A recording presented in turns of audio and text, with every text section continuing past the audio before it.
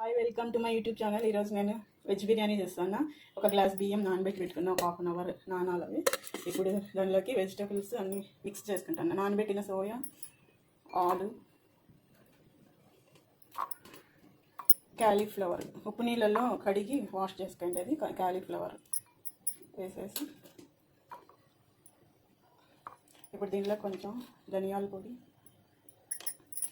ఉప్పు, పసుపు, కారం, ఉప్పు మనం రైస్ చేసుకునే దాన్ని బట్టి పసుపు, ఉప్పు, కారం ఎవరికి టేస్ట్ చూసి వేసుకోండి కావాల్సినంత.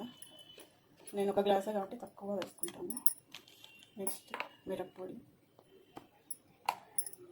ఆనియన్స్ వేపుకున్నవి ఆయిల్లో, ఆనియన్స్ కొన్ని, పుదీనా, డ్రై పుదీనా కొంచెం కరివేపాకు, 2 పచ్చిమిర్చి కట్ చేసింది.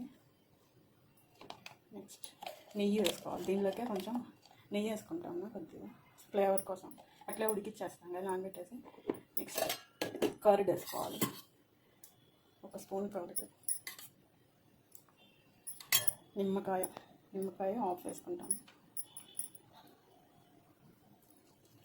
ఇప్పుడు ఇవన్నీ బాగా మిక్స్ చేసేసి ఇవి కూడా ఒక హాఫ్ అన్ అవర్ పక్కన నానబెట్టేసి ఉంచుకోవాలి. ఇట్లా అంతా మసాలా అంతా మిక్స్ చేసేసుకొని ఒక హాఫ్ అన్ అవర్ మూత పెట్టేసి పక్కన పెట్టేయాలి. ఇప్పుడు పలావ్ రైస్ కోసం దీంట్లో కొంచెం మసాలాలు, బిర్యానీ మసాలాలు, బిర్యానీ ఆకు, కొంచెం ఆయిల్, నెయ్యి 1 స్పూన్ వేసేసి వేడి చేసుకుంటాను. కొంచెం నిమ్మకాయ కూడా వేస్తే రైస్ మెత్తగా కాకుండా ఉంటుంది.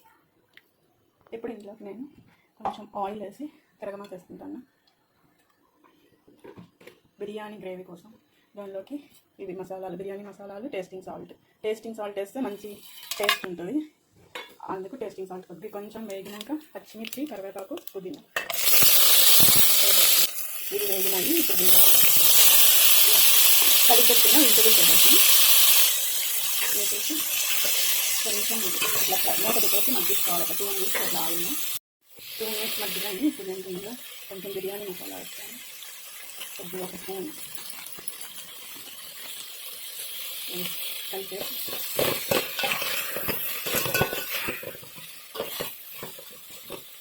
కొద్దిగా వాటర్ వేసుకోవాలి.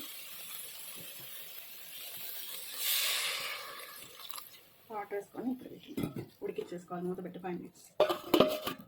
ఇప్పుడు రైస్ కోసం వాటర్ బాయిల్ చేసుకున్నా, దాంట్లోకి బియ్యం నానబెట్టింది కడిగేసి బియ్యం వేసేసుకుని ఇవి కొంచెం పలుగ్గా ఉన్నట్లు దించేసుకోవాలి. ఇవి వేసుకున్న మసాలాలు ఇప్పుడు తీసేసుకోవచ్చు. ఇవన్నీ మళ్ళీ ఎక్కువైతాయి మసాలా, పక్కకు తీసేసి పడేసి. ఇప్పుడు ఇవి బాగా 70% ఉడకాలి.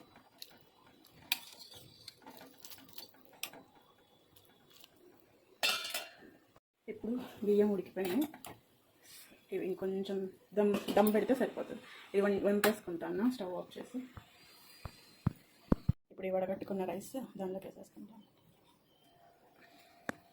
కర్రీలోకి ఈ గ్రేవీ అయిపోయింది, ఉడికిపోయింది. ఒక లేయర్ వేసుకుంటాను నేను, మళ్ళీ పైన కర్రీ ఏం వేయట్లా. ఒక లేయర్ ఇట్లా పరిచేసి ఇప్పుడు దీన్ని కొంచెం స్ప్రింగ్ ఆనియన్స్ ఇవి ఇందాక ఫ్రై చేసుకున్న ఆనియన్స్, కొంచెం కొద్దిగా నెయ్యి వేసుకుంటాను. పైన నెయ్యి వేస్తే పలుకుగా ఉంటుంది, రైస్ మెత్తపడదు. నిమ్మకాయ కూడా పెట్టుకుంటాను. నిమ్మకాయ అంతా కిందకి దిగుతుంది. కొంచెం నిమ్మకాయ జ్యూస్ వేసుకొని ఇప్పుడు దీనిలోకి ఈ వంచుకున్న నీళ్ళు, బిర్యానీ రైస్ ఉడికించుకున్నాం కదా, ఆ నీళ్ళు కొంచెం ఇట్లా ఒక గరిట అట్లా వేసేసి మూత పెట్టేసి ఇదే గిన్నె నీళ్ళు ఎక్కువ ఉన్నాయి, ఈ గిన్నె బరువుగా పెట్టేస్తాను. ఒక 5 మినిట్స్ దమ్ చేయాలి.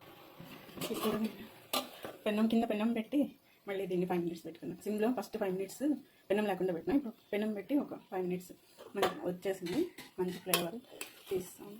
బిర్యానీ ఉడికిపోయింది. ఇది ఇప్పుడు సర్వ్ చేసుకోవచ్చు. Veg dum biryani ready. ఇప్పుడు దీన్ని సర్వీసింగ్ బౌల్లో తీసుకుంటాం. ఇప్పుడు దీనిలోకి జస్ట్ ఫ్రై చేసుకుని బోడం వేసుకొని సర్వ్ చేసుకుంటే టేస్టీ దమ్ బిర్యానీ రెడీ.